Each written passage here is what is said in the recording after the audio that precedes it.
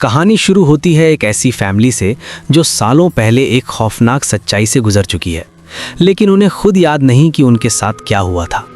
ये कहानी है जॉश लैम्बर्ट और उसके बेटे डॉल्टन लैम्बर्ट की। कई साल पहले डॉल्टन एक रहस्यमयी दुनिया में फंस गया था जिसे द फर्दर कहा जाता है। ये एक ऐसी अंधेरी जगह है जहां आत्माएं, राक्षस और खतरनाक ताकतें रहती हैं। उस समय एक हिप्नोटिस्ट की मदद से जॉश और डॉल्टन दोनों की यादें मिटा दी गई थीं ताकि वे उस डर को भूल सकें। लेकिन सच्चाई कभी पूरी तरह खत्म नहीं होती, वो बस दब जाती है। अब कहानी 9 साल आगे बढ़ती है। डॉल्टन अब बड़ा हो चुका है और कॉलेज जाने की तैयारी कर रहा है। जॉश और उसकी पत्नी रेनाए का तलाक हो चुका है। डॉल्टन अपनी माँ के साथ रहता है और जॉश से उसका रिश्ता पहले जैसा नहीं रहा। दोनों के बीच दूरी है, बातें कम होती हैं और एक अनकहा गुस्सा बना रहता है। जॉश खुद भी अंदर से टूटा हुआ है। उसे अक्सर गुस्सा आने लगता है, वो लोगों पर चिल्ला देता है और रातों को चैन की नींद नहीं सो पाता। उसे बार बार महसूस होता है कि कोई उसे देख रहा है, जैसे घर में कोई और भी मौजूद हो, लेकिन उसे समझ नहीं आता कि ये डर कहाँ से आ रहा है।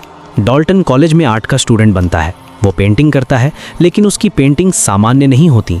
वो अनजाने में काले दरवाजे, लाल रोशनी और डरावने चेहरे बनाने लगता है। उसकी प्रोफेसर भी नोटिस करती है कि उसकी कला में दर्द और डर बहुत ज़्यादा है। डॉल्टन खुद नहीं समझ पाता कि उसके दिमाग में ये खौफनाक इमेजेस कहाँ से आ रही हैं। धीरे धीरे डॉल्टन को रात में अजीब आवाज़ें सुनाई देने लगती हैं। उसे लगता है कि कोई उसके कमरे में मौजूद है। कभी कोई परछाई दिखती है तो कभी कोई सांसों की आवाज़। वो डर जाता है, लेकिन इसे स्ट्रेस समझकर इग्नोर करने की कोशिश करता है। दूसरी तरफ जॉश की हालत भी बिगड़ती जाती है। उसे अपने घर में अजीब हरकतें महसूस होने लगती हैं। कभी उसे लगता है कि कोई पीछे खड़ा है, कभी आईने में कोई और चेहरा दिखाई देता है। जॉश का गुस्सा और डर दोनों बढ़ते जा रहे होते हैं, लेकिन उसे याद ही नहीं कि इसकी जड़ क्या है। डॉल्टन को अचानक अपने बचपन के कुछ टूटे फूटे सीन्स याद आने लगते हैं। एक लाल दरवाज़ा, अंधेरी जगह और एक भयानक राक्षस जिसका चेहरा जोकर जैसा है, वही लिपस्टिक फेस डीमन। डॉल्टन समझ जाता है कि ये सब उसकी इमेजिनेशन नहीं है। वो जब पेंटिंग करता है, असल में वो द फर्दर की झलकियां बना रहा होता है। अनजाने में वो उस दुनिया का रास्ता फिर से खोल रहा होता है। जॉश को अपनी माँ लोरेन की याद आने लगती है, जो अब इस दुनिया में नहीं है। उसे लगता है कि उसकी माँ उसे किसी खतरे से सावधान करना चाहती है। एक दिन जॉश को अपनी माँ की पुरानी चीज़ों में एक डायरी मिलती है। उस डायरी में लिखा होता है कि अगर जॉश को सब याद आ गया तो वो दरवाज़ा फिर से खुल जाएगा। ये पढ़कर जॉश डर जाता है और उसे एहसास होता है कि उसके दिमाग से कुछ ज़बरदस्ती छुपाया गया था। एक रात डॉल्टन अपने हॉस्टल रूम में अकेला होता है। अचानक लाइट्स फ्लिकर करने लगती हैं और दरवाज़ा अपने आप बंद हो जाता है। कमरे का माहौल भारी हो जाता है। डॉल्टन को महसूस होता है कि उसका शरीर सुन्न पड़ रहा है। वो बेहोश हो जाता है। असल में उसकी आत्मा फिर से द फर्दर में चली जाती है और उसका शरीर खाली रह जाता है। उसी खाली शरीर में एक दुष्ट आत्मा घुसने की कोशिश करती है। उसी समय जॉश को सब याद आने लगता है। उसे याद आता है कि कैसे डॉल्टन बचपन में कोमा में चला गया था, कैसे वो खुद एस्ट्रल प्रोजेक्शन कर सकता था और कैसे उसने अपने बेटे को द फर्दर से बाहर निकाला था। जॉश समझ जाता है कि ये सब खत्म नहीं हुआ था, बस कुछ समय के लिए लुका हुआ था। जॉश को पता चल जाता है कि अगर उसे डॉल्टन को बचाना है तो उसे फिर से द फर्दर में जाना पड़ेगा। इस बार वो अपने डर से भागने के बजाय उसका सामना करने का फैसला करता है। दूसरी तरफ डॉल्टन भी उस अंधेरी दुनिया में फंसा हुआ होता है, जहां हर तरफ पुराने राक्षस और डरावनी आत्माएं घूम रही होती हैं। द फर्दर अब पहले से ज़्यादा खतरनाक लगती है। वहाँ वही पुराना लाल दरवाज़ा मौजूद होता है जो अब पूरी तरह खुल चुका होता है।